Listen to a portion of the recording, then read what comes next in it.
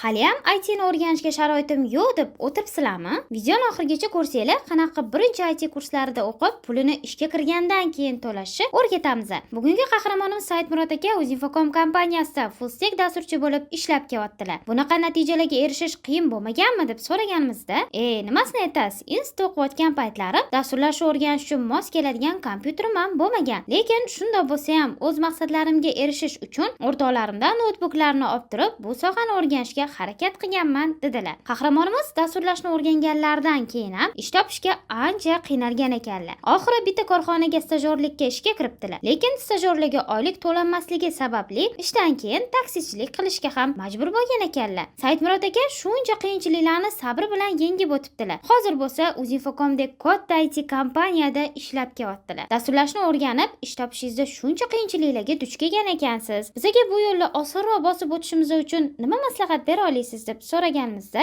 o'zlari ishlayotgan Uzinfocom kompaniyasining qoshida ochilgan Yustadia IT akademiyasini tavsiya qildilar. O'sha yerda kurslarida o'qisanglar, o'qish davomida Uzinfocomda stajirovka qilib, real loyihalar bilan ishlab, men bosib o'tgan yo'lni ancha tez va osonroq bosib o'tasizlar. Agar IT ni o'rganishga sharoitinglar bo'lmasa, unda kurs pulini ishga kirgandan keyin ham bemalol to'lasanglar bo'ladi dedilar. Agar sizlar ham Yustadia IT kurslarida o'qib, katta IT kompaniyaga ishga kirmoqchi bo'lsanglar, unda kommentda plus qoldiringlar.